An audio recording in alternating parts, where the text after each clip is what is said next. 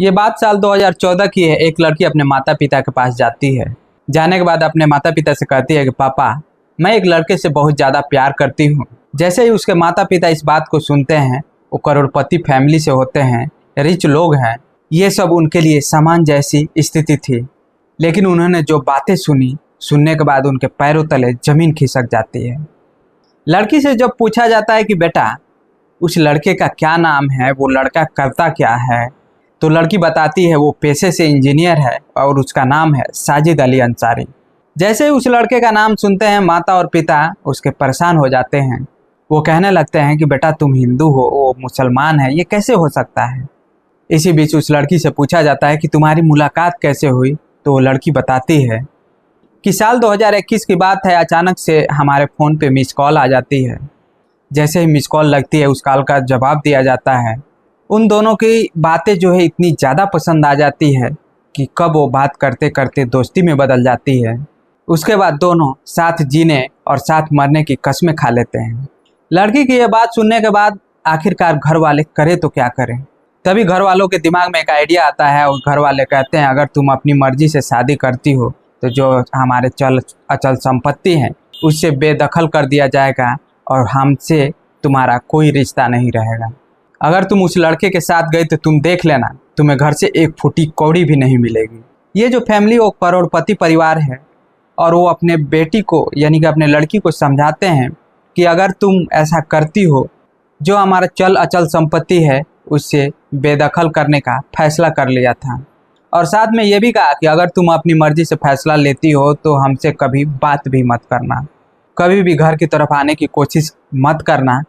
लड़की के ऊपर इश्क का जुनून सवार था और लड़की ने भी फैसला कर लिया कि उसी के साथ जिएगी, उसके साथ जो है रहेगी, उसी लड़के से प्यार करेगी और उसी के साथ अपनी ज़िंदगी बिताएगी। जब इस तरह की बात आती है तो आखिरकार वो लड़की इस तरह के फैसले ले लेती है। अपने घर वालों के खिलाफ, अपनी मर्जी के खिलाफ शादी का फैसला कर लेती है और आगे जा कर के वो लव मैरिज शादी कर लेती है।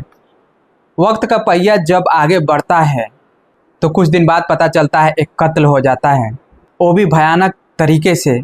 और कत्ल भी ऐसा नहीं, उसके 7 टुकड़े कर दिए जाते हैं। इस कत्ल के पीछे की वजह क्या है, किसने कत्ल किया था और कत्ल किसका हुआ था, आज के इस कहानी के माध्यम से हम जानने की और समझने की कोशिश करेंगे। आज की जो सच्ची घटना मैं आप लोगों को सुनाने जा रहा हूँ, राष्ट्रीय राजधानी दिल्ली में जो दक्षिणी पूर्वी दिल्ली है उसी का एक थाना लगता है सरिता विहार में हाजी कॉलोनी। और हाजी कॉलोनी के कुछ हिस्से में कूड़ा करकट वगैरह पड़ा रहता है। सुबह सुबह का वक्त था और वो तारीख आती है 21 जून 2018। सुबह के 8:30 का वक्त हो रहा था। 2 बच्चे वहाँ पे कूड़े की ढेर में कूड़ा बीन रहे थे। तभी बीनते बीनते उन दोनों को एक बॉक्स दिखाई देता है। बॉक्स पे जब उस लड़के की नज़र पड़ती है तो एक लड़का जो होता है वो थोड़ा कमज़ोर होता है, वो उस बॉक्स तक जल्दी नहीं पहुँच पाता है। फिर वो दूसरा लड़का होता है, उस बॉक्स को देख लेता है, वो दौड़ कर जाकर उस बॉक्स को पकड़ लेता है और कहता है कि ये बॉक्स मेरा है। वो कहता है नहीं, ये बॉक्स मेरा है। जो लड़का दूर था, बॉक्स पहले उसी ने देखी थी लेकिन उस बॉक्स पर वो कब्जा नहीं कर पाया था। लेकिन जो दूसरा लड़का था, जो थोड़ा मजबूत था, वो जाकर उस बॉक्स पे अपना कब्जा कर लेता है। फिर वो दोनों अपने में लड़ाई करने लगते हैं कि नहीं, ये बॉक्स मैं पाया हूँ, मैं इस बॉक्स को ले जाऊँगा। वो कहता है कि नहीं, मैं इस बॉक्स को देखा हूँ, मैं इस बॉक्स को ले जाऊँगा। ऐसे ही दोनों लड़ रहे थे। फिर उन दोनों के दिमाग में एक आइडिया आता है, तो वो एक लड़का कहता है कि ठीक है, इस बॉक्स में क्या है एक बार हम लोग खोल के देख लेते हैं, फिर जिसको ले जाना होगा वो ले जाएगा। उसके बाद वो लड़का मान जाता है और उस बॉक्स को खोलता है। जब उस बॉक्स को खोलता है तो उस बॉक्स से एक सिर निकलता है।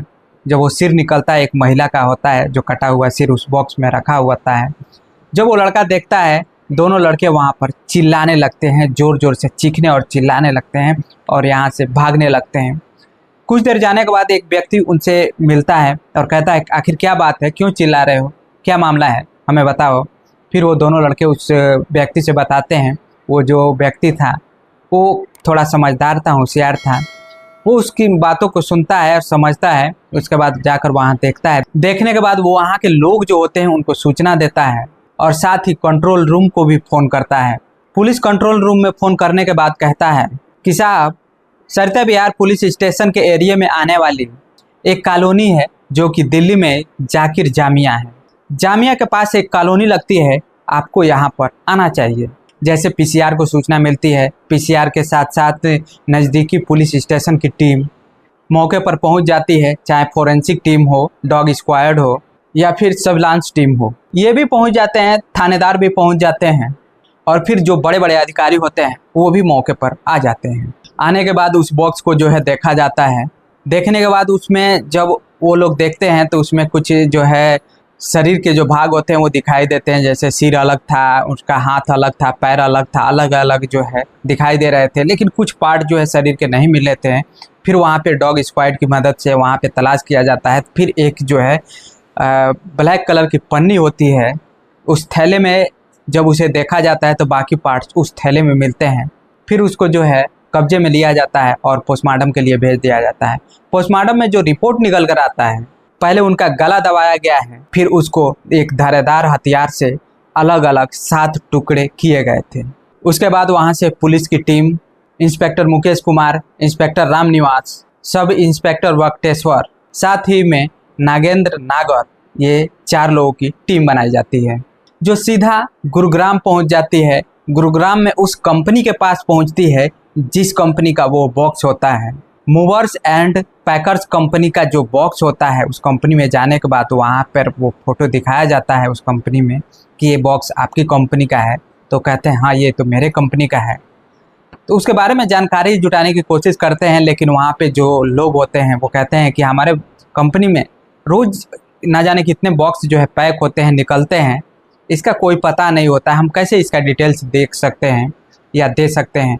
उसके बाद पुलिस की जो टीम होती है वो सख्ती के साथ जब पूछताछ करती है तो फिर उसका जो है डाटा खंगाला जाता है बैग में जा कर के। फिर वो डेट और तारीख पता चलती है जब उस कंपनी से वो बॉक्स निकला हुआ था, वो वहाँ पे दिखाया जाता है। दिखाने के बाद जो है पुलिस वाले होते हैं उनको थोड़ा बहुत राहत मिलने की उम्मीद लगती है।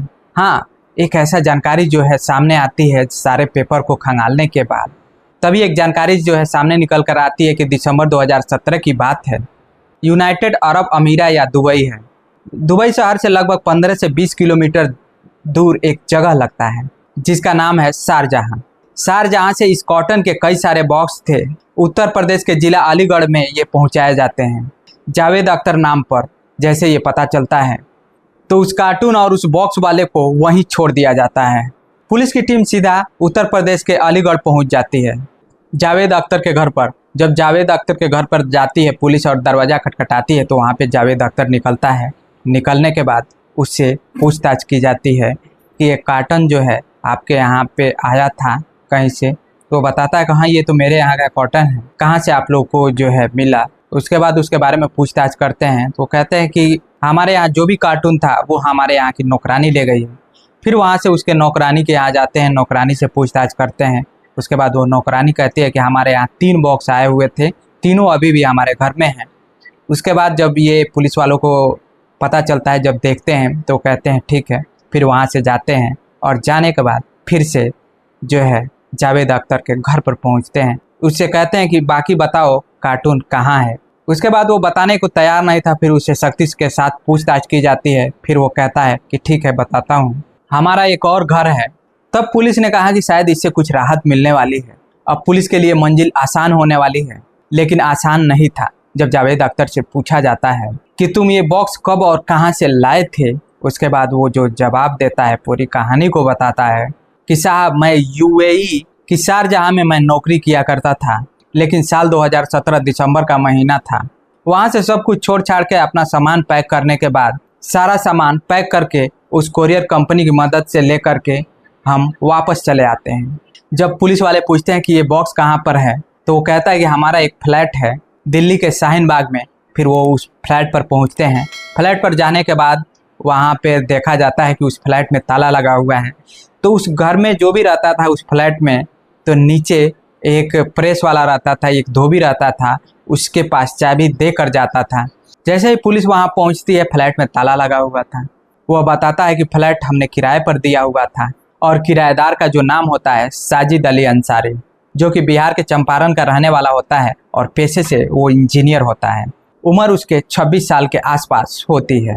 जब जो मकान होता है वो किराए पर देना होता था तो नीचे जो धोबी होता है उस प्रेस वाले से पूछा जाता है, तो उसने कहा कि चाबी तो मेरे पास रखी हुई है, लेकिन वो 22 जून 2018 को वो रूम की चाबी देकर चले जाते हैं कि मैं अपनी पत्नी के साथ अपने बच्चे के साथ यहाँ से दूर जा रहा हूँ।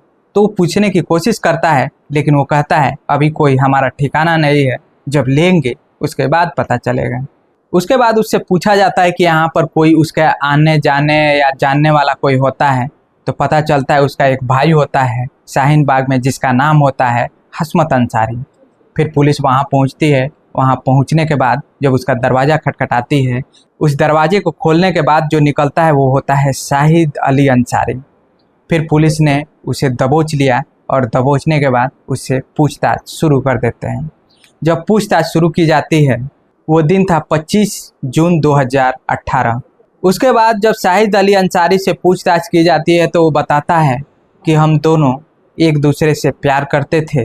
तो पुलिस वाले जो होते हैं वो पूछते हैं कि आखिर तुम लोगों की मुलाकात कैसे हुई। तो कहता है हमने एक गलती से जो है मिस कॉल किया था, जिस पे जो कॉल चला जाता है हमने कॉल काट दिया। उसके बाद वो लड़की जब उस मिस कॉल को देखती है तो वो हमारे पास कॉल बैक की थी। कॉल बैक करने के बाद हम दोनों में बातचीत होने लगी। दोनों लोगों में बात इतना जो है बढ़ गया, धीरे धीरे दोस्ती में बदली, दोस्ती फिर प्यार में बदल गया और प्यार फिर जो है शादी तक आ गया। फिर हम दोनों ने लव मैरिज शादी कर ली। लड़की मनोविज्ञान में ऑनर्स कर रही थी और वो लड़का जो था वो इंजीनियर की पढ़ाई कर रहा था।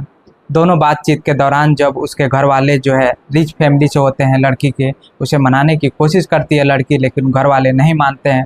फिर वहाँ से सब कुछ छोड़ करके इसके साथ जाने के लिए तैयार हो गई, यानी कि इसके साथ चली आई। तो लड़का कहता है कि हमारे साथ जब चली आई तो फिर हम दोनों लोग शादी करने के बाद दिल्ली आ जाते हैं और शाहीन बाग में यहीं फ्लैट पर रहने लगते हैं। हम काम जो है कर रहे थे, जो भी पैसे आते थे उससे हमारे खर्चे चलते थे, लेकिन वो अमीर घर से थी, उसको कुछ अच्छा नहीं लग रहा था। फिर दोनों जैसे तैसे जो है समय गुजरता है। हमारी एक बेटी हुई, फिर दूसरी बेटी हुई, फिर दोनों में लड़ाई और ज़्यादा जो है बढ़ गई। धीरे धीरे ऐसे चल रहा था। उसके बाद एक दिन हमारे मोबाइल फ़ोन पर एक और मिस कॉल आता है चंपारण से एक लड़की का। उससे फिर हमने बात करना शुरू कर दिया। बात करते करते उससे चैटिंग हुई, फिर वीडियो कॉल पे बात करना शुरू किया। उसके बाद एक दिन जूही ने हमें देख लिया बात करते हुए। उसके बाद हमसे लड़ाई शुरू कर दी। काफ़ी ज़्यादा हो गया कि मैं उसका गला घोट कर उसे मार डाला। मार डालने के बाद उसे बाथरूम की तरफ ले गया और उसे वहाँ रख दिया। उसके बाद हमारा एक भाई है छोटा, उसके पास फ़ोन किया और अपनी जो है पूरी कहानी बताई।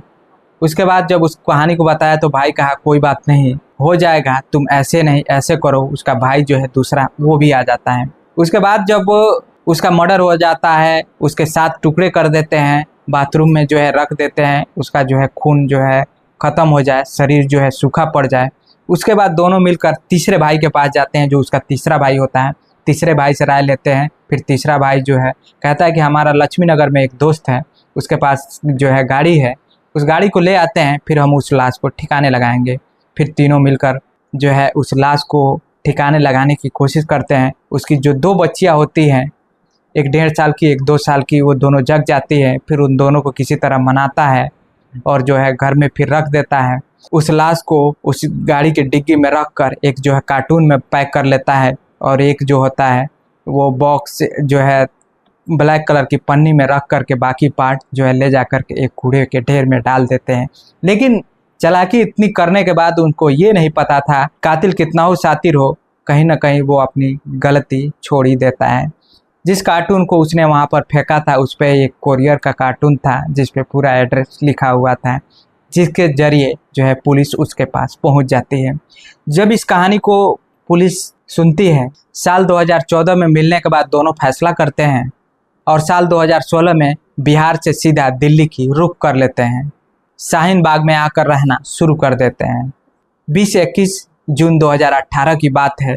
फिर इन तीनों को पुलिस गिरफ्तार करती है और गिरफ्तार करने के बाद इन लोगों को जेल भेजा जाता है।